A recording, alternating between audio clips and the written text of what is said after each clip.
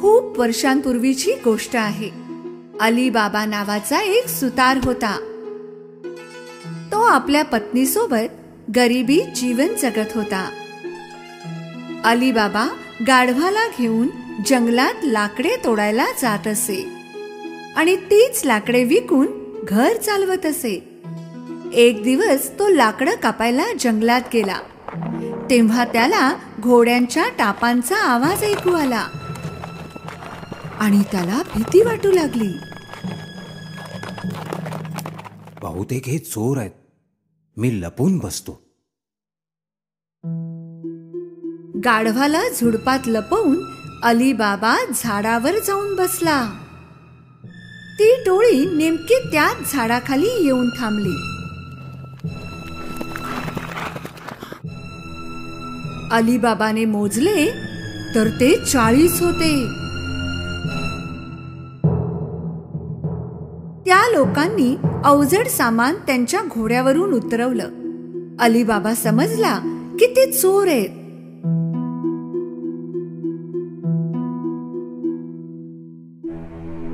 त्यांचा सरदार एका मोठ्या दगडाजवळ गेला आणि ओरडला,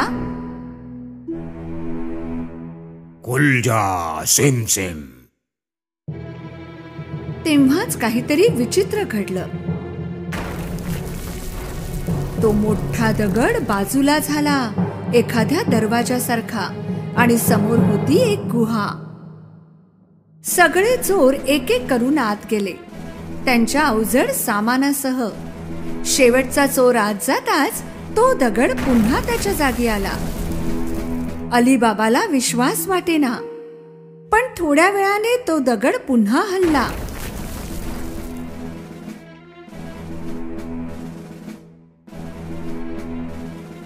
सरदार बाहेर आला आणि पुन्हा ओरडला, बंद हो जा सिम सिम.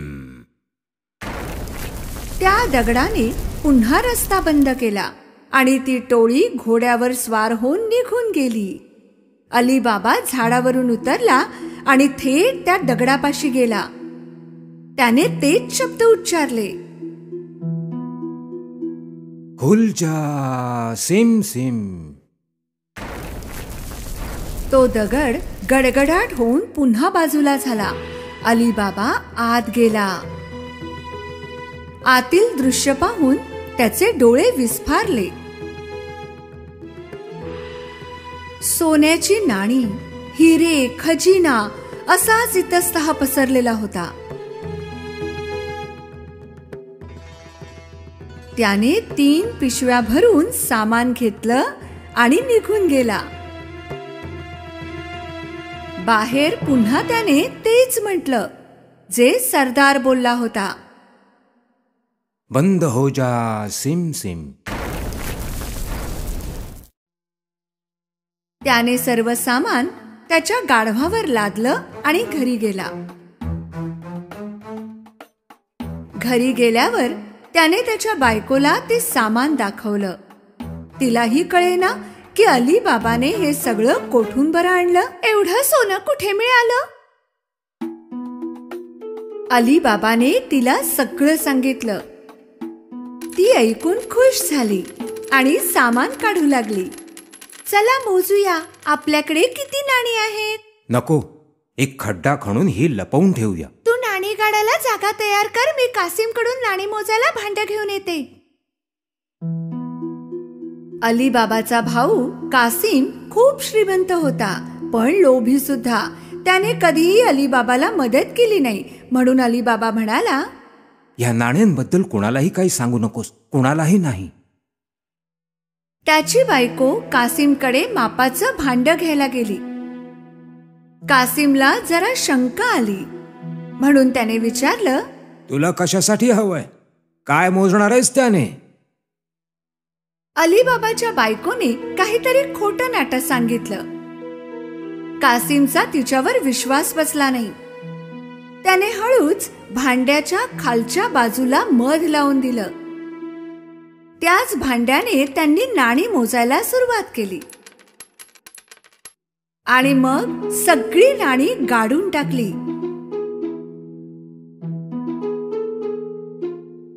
त्यानंतर अलीबाबाची बायको भांडे परत करायला कासिमकडे गेली, पण तिने पाहिलंच नाही की भांड्याच्या खालच्या बाजूला सोन्याचं नाणं चिकटलं होतं. ही फार मोठी चूक केली तिने. कासिमला भांड मिळाल्यावर त्याने खालच्या बाजूला पाहिलं. सोन्याचं नाणं पाहून त्याला धक्काच बसला. कुठून मिळालं असेल अलीबाबाला ते सोनं? कासिमला रात्रभर झोप आली नाही. सकाळ होताच तो अलीबाबाच्या घरी गेला आणि त्याला भांड्याच्या खाली चिकटलेलं नाणं दाखवलं. अलीबाबा, तू सोनं खरेदी तर करू शकत नाहीस, मग कुठून आलं हे सोनं? सांग मला. अलीबाबाने त्याला सर्व काही सांगितलं, जेणेकरून त्याने कोणाला आणखी काही सांगू नये. जर तू मला त्या ठिकाणी घेऊन गेला नाहीस तर मी चोरांना सांगून टाकेन तू काय केलंय. पण कासिम, अलीबाबाला माहित होतं की कासिम खरंच सांगेल, त्यामुळे त्याला कासिमला त्या जागी न्यावंच लागलं. ती गुहा याच शिळेच्या मागे आहे. आता चल, इथून लवकर जायला हवं. ते चोर परत यायला झालेत. दोघेही घरी परत आले, पण कासिमच्या डोक्यात तेच विचार होते.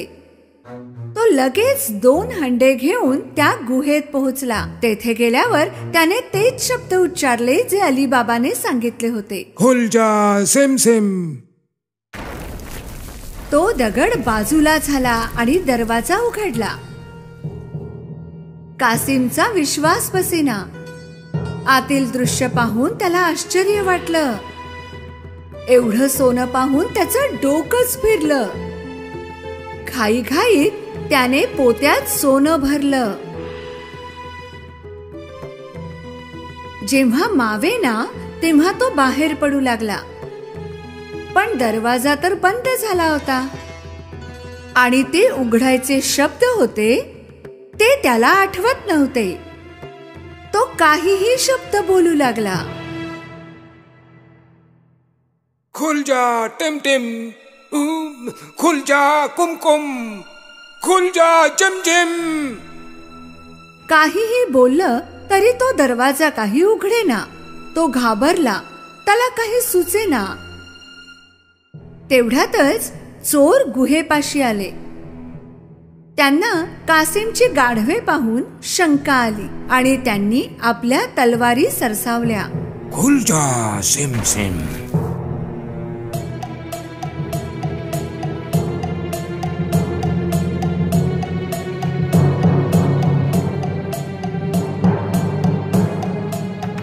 दरवाजा उघडताच चोरांनी कासिमला पकडले आणि त्याला शिक्षा केली. तर हा चोर आपल्याकडे चोरी करत होता. रात्री उशिरापर्यंत कासिम घरी आला नाही. तेव्हा त्याच्या बायकोला काळजी वाटू लागली. तिने अलीबाबाकडे मदत मागितली. अलीबाबाला सुद्धा कासिमची काळजी वाटत होती. तो गुहेत पोहोचला तर त्याला कासिमची गाढवे दिसली.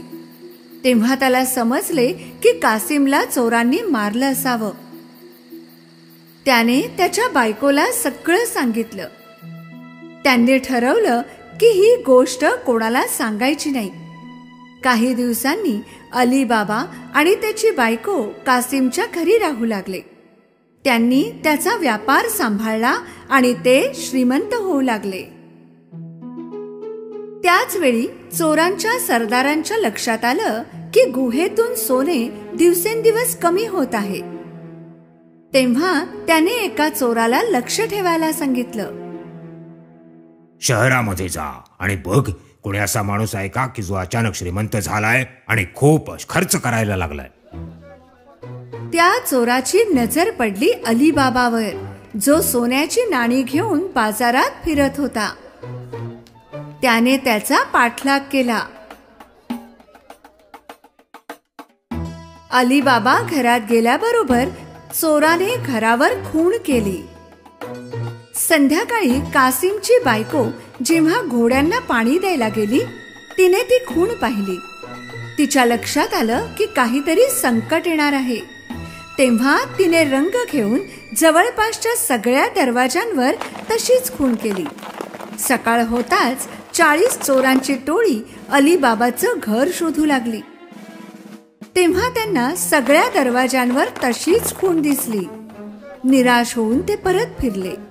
पण त्यांचा सरदार हट्टी होता. त्याने वेषांतर करून त्याचा शोध सुरू केला आणि गुपचूप तो पोहोचला अलीबाबाच्या घरी. दरवाजा वाजवला तर अलीबाबाने उघडला.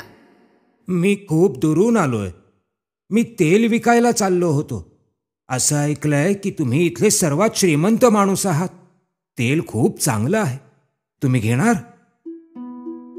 अलीबाबाने त्याला तेलाचा व्यापारी समजून रात्री जेवणाचे निमंत्रण दिले. तेलाचे 40 पिंप घेऊन तो अलीबाबाच्या घरी पोहोचला. अलीबाबाने त्याचा खूप पाहुणचार केला. रात्री तेथेच थांबायचा सल्ला दिल्यावर सरदार आनंदाने तेथे राहायला तयार झाला. जेव्हा ते दोघे जेवत होते तेव्हा कासिमची बायको तेलाची पिंपे पाहायला गेली आणि तिला काही आवाज ऐकू आले. आपण निघूया का बाहेर? नको नको. तेव्हा तिला कळलं की यात तेल नाही, चोर लपले आहेत. ती स्वयंपाकघरात गेली आणि तिने खूप तेल गरम केलं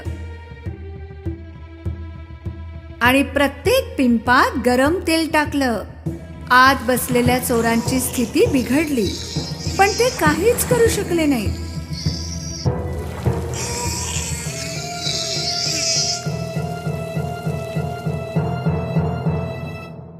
रात्री उशिरा सगळे झोपल्यावर सरदार पिंपाजवळ आला.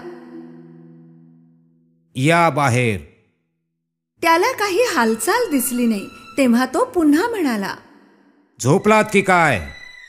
त्याने पुन्हा हाक मारली पण उत्तर आलं नाही. म्हणून त्याने एक पिंप उघडून पाहिलं. त्याने जे पाहिलं त्यामुळे तो उदास झाला.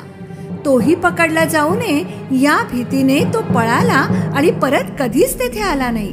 दुसऱ्या दिवशी कासिमच्या बायकोने अलीबाबाला ही घटना सांगितली.